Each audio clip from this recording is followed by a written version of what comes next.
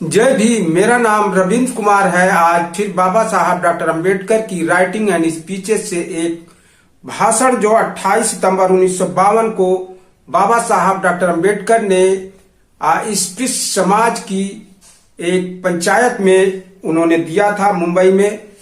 और इस पंचायत को आयोजनकर्ता थे शेड्यूल कास्ट फेडरेशन और schedule caste improvement trust, municipal मजदूर संघ, महार पंचायत संघ और समता सैनिक दल द्वारा किया गया था। इसमें बाबा साहब डॉक्टर अंबेडकर ने यह भाषण उन्होंने दिए थे। बाबा साहब डॉक्टर अंबेडकर के भाषण से पहले शेड्यूल कास्ट इम्प्रूवमेंट ट्रस्ट के सचिव श्री शांताराम अनाजी उपसाम ने उस बैठक का यानी उस सम्मेलन का उन्होंने उद्देश्य बताया। उन्होंने कहा कि आज कई दिनों के बाद बाबा साहब डॉक्टर अंबेडकर जनता के बीच आए हैं।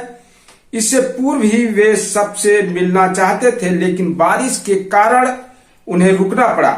आज 5 संस्थाओं की ओर से यह सार्वजनिक सम्मेलन किया जा रहा है, लेकिन ये 5 संस्थाएं वैसे अलग अलग नहीं है।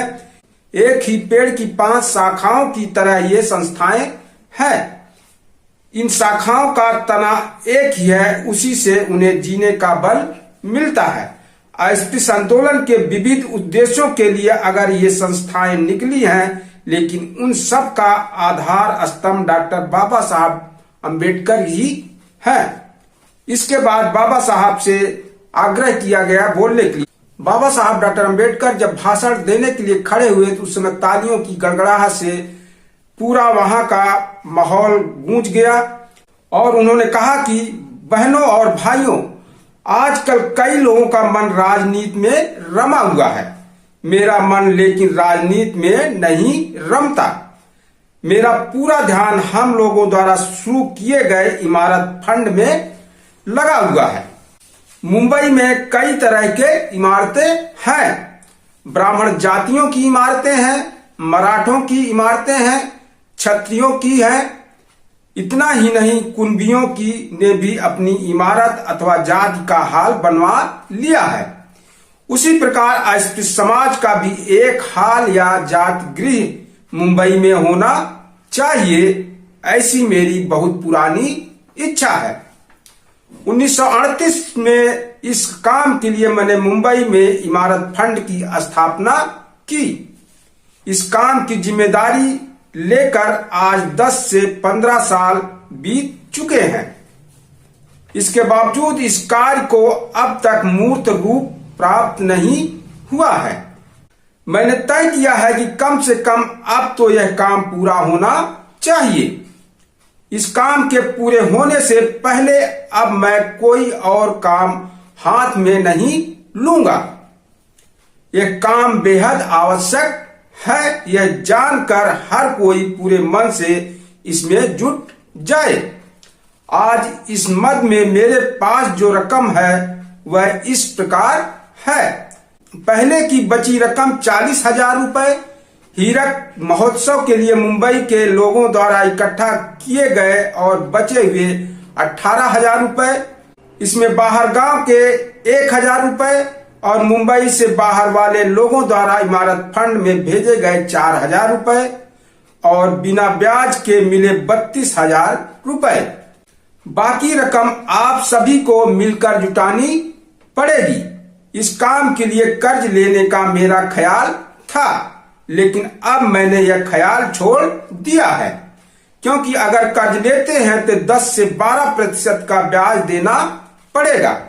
ब्याज के नाम पर इतनी बड़ी रकम देने का मेरा ख्याल नहीं है। आप सब लोग अगर चाहें तो बिना कर्ज के हम इस काम को पूरा कर पाएंगे। मुंबई में मोहल्ला कमेटियां नियुक्त कर मुंबई के बाहर कुछ गांवों की या तहसीलों की कमेटियां बनाकर आपको यह काम करना होगा। इस बारे में मैं दोबारा नहीं बताऊंगा। यही बताने के लिए मैं यहां आया हूं। 1 तारीख के बाद मैं दिल्ली जा रहा हूं और शायद कई दिनों तक मैं लौट नहीं पाऊंगा। मैं यहां नहीं हूं तो यह काम रुकना नहीं चाहिए। मेरे होते हुए जिस तेजी से यह काम चल रहा है उससे अधिक तेजी से मेरे बाद भी यह काम चलता रहना चाहिए।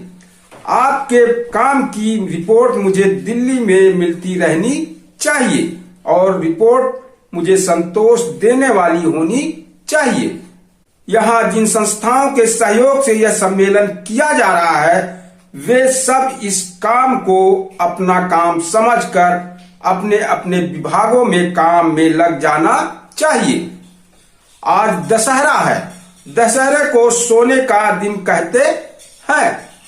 हालांकि सोना न आपके पास है न मेरे पास है। आज का यह मौका बस सोने जैसा है। यहां से निकलने से पूर्व आप इस इमारत फंड इकट्ठा करने के लिए सोने जैसी प्रतिज्ञा करें। आपकी प्रतिज्ञा की अगर कसौटी पर कसा जाए तो उसे 100% ही निकलना होगा। मेरी जनता गरीब है लेकिन उन सब पर मेरा विश्वास है। मुझे यकीन है कि गरीब होने के बावजूद मेरी भावनाओं को आवाज दिए बगैर उनसे रहा नहीं जाएगा। हालांकि पढ़े लिखे लोगों से इस अवसर पर मैं 2 शब्द कहना चाहूंगा। गरीब जनता द्वारा दिए गए पैसों का हिसाब वे पक्का रखें। एक पैसे का भी घोटाला न हो इसका वे ख्याल रखें। सार्वजनिक पैसे का हिसाब ढंग से रखकर जनता को यह समय समय पर दिखाना इससे जैसा पवित्र कार्य कोई और नहीं है। इसी प्रकार पैसों का गलत इस्तेमाल करने जैसा नीच काम और कोई नहीं है। अपने समाज के पढ़े लिखे पर से मेरा विश्वास उठ चुका है। इमारत फंड का सारा हिसाब मुझे मिलना चाहिए। आम लोगों पर, गरीब और अशिक्षित लोगों पर ही अब मुझे भरोसा है। मैं जब तक मुंबई में हूं तब तक लोग मेरे बंगले पर पैसे लाकर दे सकते हैं। मेरे दिल्ली जाने के बाद श्री शांताराम अनाजी उपसाम सचिव schedule caste improvement trust Mumbai को पैसा दे। फिलहाल वे मेरे बंगले पर पैसा लेने का काम करते हैं। मेरे दिल्ली जाने के बाद उनका office Bharat Bhushan printing press में रहेगा। यह कहकर उन्होंने अपना भाषण पूरा किया। आखिर में श्री जे.जी. भातनकर ने बाबा साहब डॉक्टर अंबेडकर और आयुष्मती माई साहब के प्रति आभार प्रकट किया और सभी संस्थाओं की ओर से उनका फूल मालाओं से स्वागत किया।